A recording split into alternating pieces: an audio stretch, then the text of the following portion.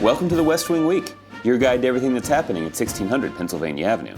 This week, the president traveled to Asia, focusing on the global partnerships that will help bring jobs and greater security to America. That's November 5th to the 11th, or OCONUS.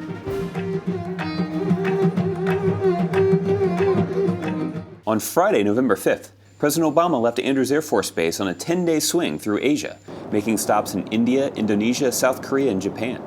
Exporting American goods to the emerging and booming markets of Asia is a crucial component of the American economy in the 21st century.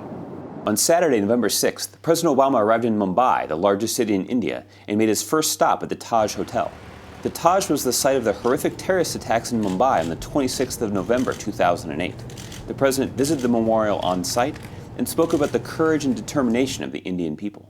We'll never forget how the world, including the American people, watched and grieved with all of India. But the resolve and the resilience of the Indian people during those attacks stood in stark contrast to the savagery of the terrorists. President and First Lady then visited the Gandhi Museum, located in a house where Mahatma Gandhi lived and worked, that is now devoted to his life and legacy. This is our first declaration of independence. Gandhi had a major share in writing. Inalienable right of the people. Sounds familiar. Yes. After seeing Gandhi's meticulously preserved room and meeting one of his granddaughters, the president met with American and Indian CEOs and entrepreneurs to discuss the growing trade and investment between our two countries. The resulting opportunities will open up new markets and create high-quality jobs in the U.S. by selling goods and services in India. We look to India today. The United States sees an opportunity to sell our exports in one of the fastest growing markets in the world. For America, this is a job strategy. As we recover from this recession, we are determined to rebuild our economy on a new, stronger foundation for growth. On Sunday, November 7th, the President and First Lady visited Holy Name High School, where they viewed science presentations highlighting clean energy and environmental awareness. This is an example of where the parents have something to learn from the children, right? Absolutely. Well, congratulations. We're so proud of you. Downstairs in the school auditorium, students invited the President and First Lady to celebrate Diwali, the Indian Festival of Lights. First, they lit candles on the Diwali altar and were then treated to some traditional dancing by the kids. The students then invited the First Lady to dance with them and even pulled the President up out of his chair.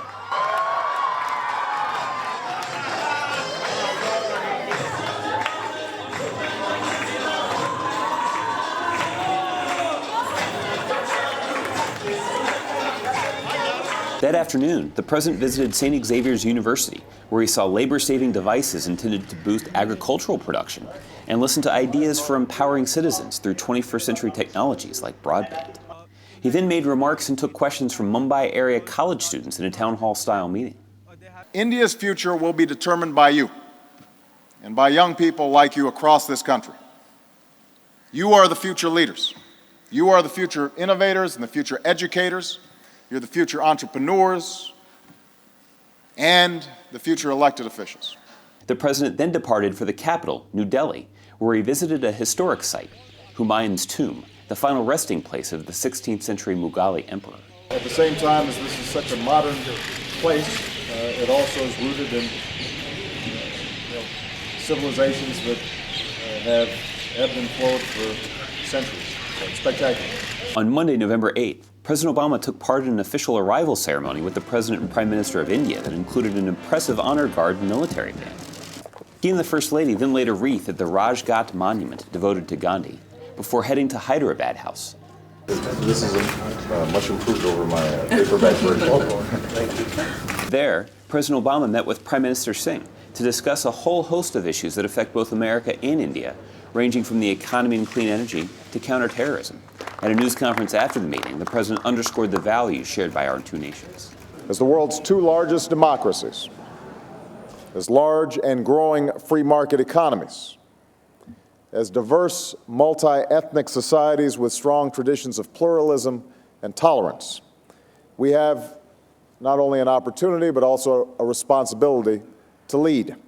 After meeting with several other government officials and Indian politicians, President Obama then addressed both houses of the Indian Parliament. And it is my firm belief that the relationship between the United States and India bound by our shared interests and our shared values, will be one of the defining partnerships of the 21st century. This is the partnership that I've come here to build. This is the vision that our nations can realize together. Later that evening, the president attended a state dinner hosted by President Patil, where he got a chance to speak with the president and enjoy some food and cultural performances. On Tuesday, November 9th, President Obama left India for Indonesia, the second stop on his Asia swing.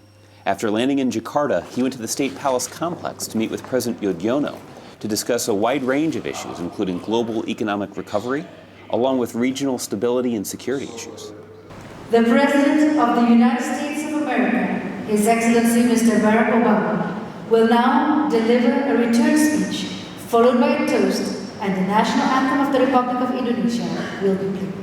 He also attended a state dinner, where toasts were made and the bond between the U.S. and Indonesia was strengthened.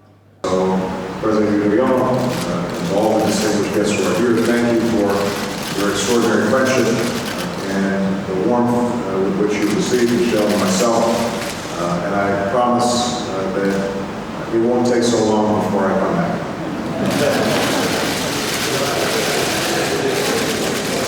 On Wednesday, November 10th, the President and First Lady took the opportunity to visit the famous Istiqlal Mosque in Jakarta.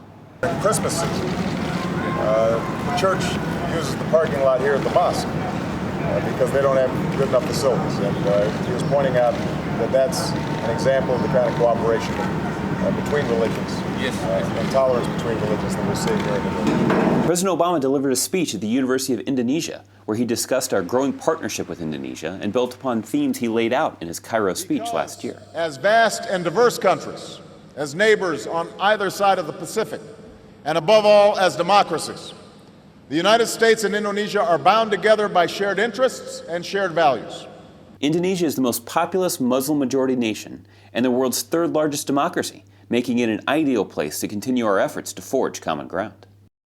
On Thursday, November 11th, the President continued on his trip to Seoul, South Korea, and Yokohama, Japan, to attend the G20 and the Asia-Pacific Economic Cooperation meetings, with the aim of boosting American markets and spurring job creation. The First Lady traveled independently to Ramstein Air Force Base in Germany, where she celebrated Veterans Day with our men and women in uniform who are stationed there, including some who've been injured in Iraq and Afghanistan. And I know sometimes when you're here far away, it looks like we don't know what's going on. But one of the things that I'm making it my role to do, as well as Jill Biden, the Vice President's wife, is to bring the issues of military members and families to the forefront. To find out more information on any of these topics or to see complete videos of these events, go to whitehouse.gov. And thanks again for checking out your West Wing Week. Don't jump the bus, don't jump